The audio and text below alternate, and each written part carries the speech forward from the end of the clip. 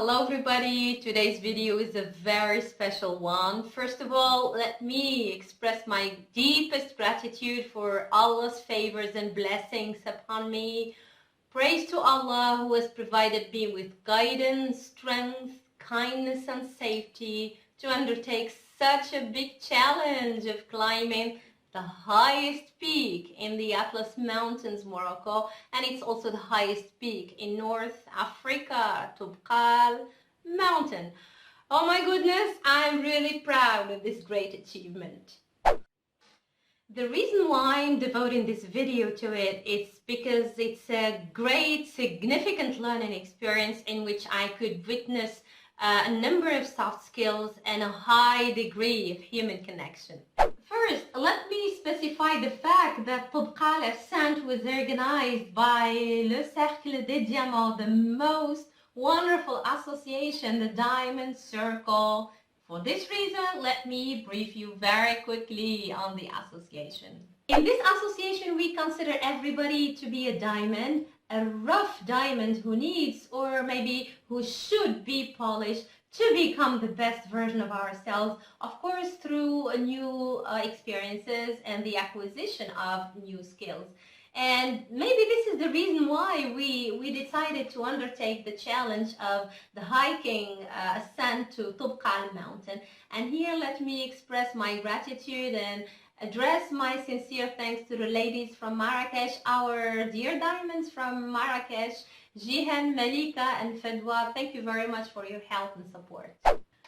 So the 2 days ascent started from the city of Marrakesh, where we were transferred to Imlil, the spectacular Imlil located in the south of Marrakesh at about 66 kilometers. Then we spent the night at Ahmed, which is again an excellent location where we could experience authentic Moroccan culture, breathtaking landscape and the beautiful views of the magical Atlas and the surrounding plain. That was the starting point, and we were all full of excitement to start hiking up towards Shamharu Shrine with the direction of two helpful guides, Omar and Lahsan, whom I thank very much. And after approximately 3 tiring hours of trekking, we took a break for lunch, knowing that we took several breaks before. Then we continued climbing towards the refuge. So the total walking time was about 6 hours, during which we had nice conversation, mutual benevolence, help, support whenever we needed breaks, food, water, etc., and even bits of motivation and willpower to carry on trekking. And this was the time I started to feel that human connection in terms of help, support, generosity, and effective communication. And all these are soft skills I'm glad I could undertake in this human experience.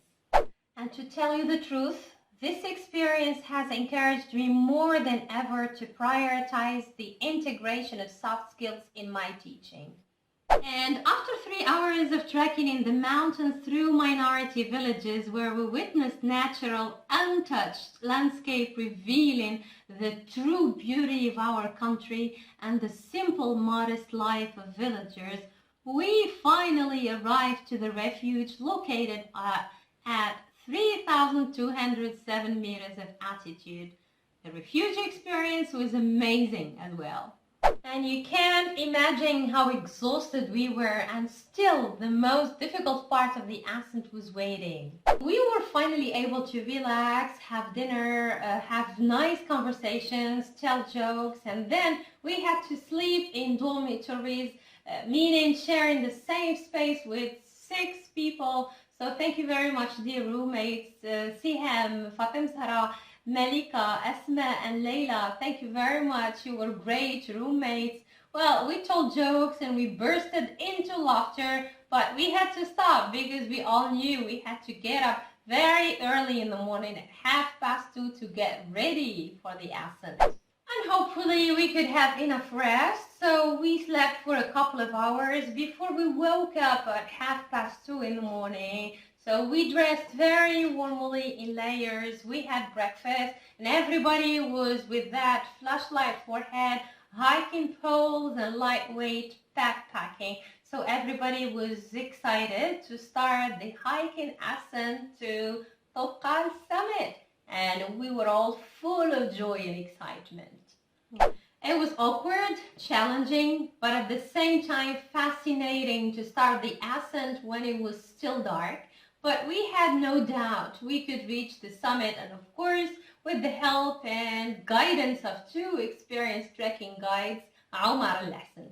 Well, the first 2 hours were fine with short breaks of 2 to 3 minutes. The guides told us we couldn't have longer breaks because they would only slow us down. Well, personally, I didn't believe in this, or maybe I didn't want to believe in this.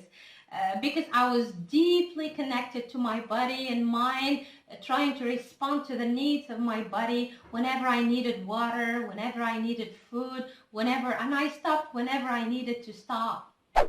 It's true, I was lagging behind, but I was doing it at my own pace.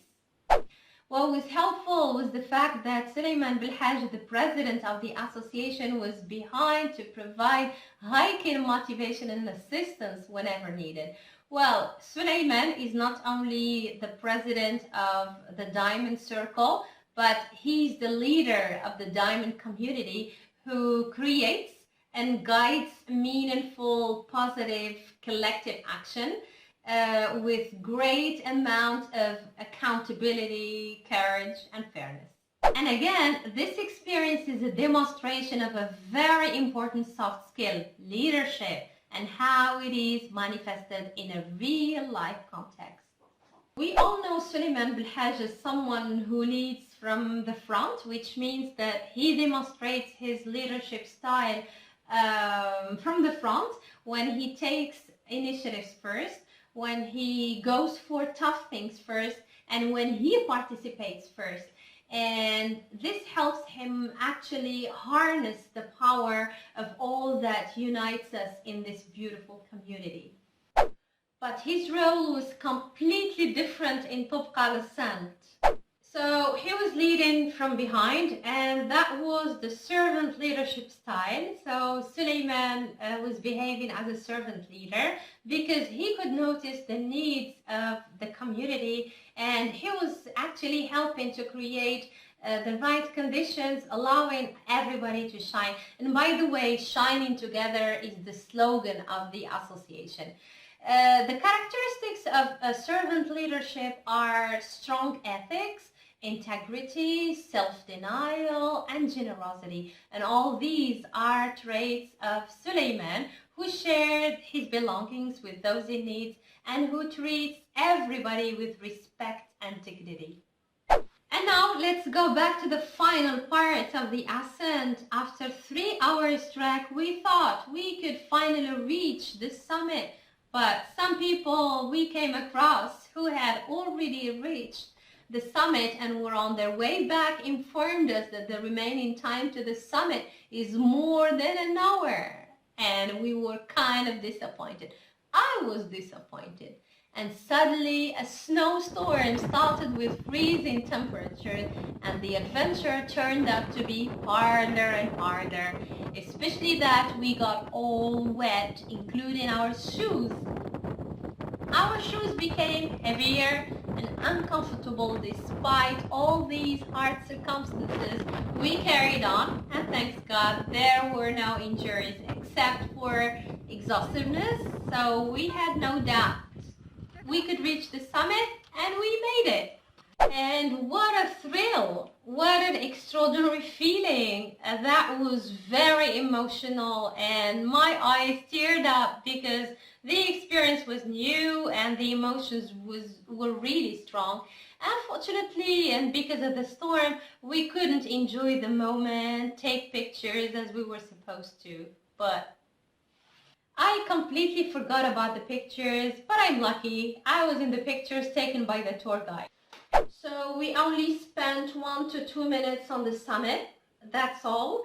And then we knew that a steep descent was waiting, one from the summit to the refuge, and then another one from the refuge to Imlil.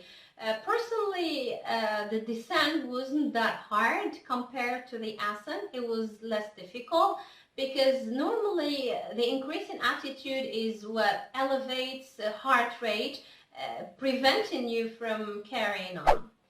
After a couple of hours, we could finally reach the refuge. We were all wet, exhausted, and we were shivering, but we could relax, change our clothes, and warm up thanks to the fireplace in the refuge. And after not even an hour, we had to head back to Imlil, knowing that Toubkal refuge is located at 3,207 meters high, which means we had to walk for four additional hours. Some of us, including myself, couldn't make it because of the rainy weather and because of exhaustiveness, and so we opted for mule riding in the rain. So we had typical mule trek route, which took about 3 hours. And what a relief to reach Imlil finally, all wet again, very tired. But we could rest and we could warm up, and we had a nice warm meal, and we knew it was the last step before getting to Marrakesh. Thank you very much for watching my video. That was an adventure, but certainly a significant learning experience which will impact not only my personal life but also my professional life. Well, I almost shared everything about it simply because serving you is my job, and it's also my great pleasure, so stay tuned.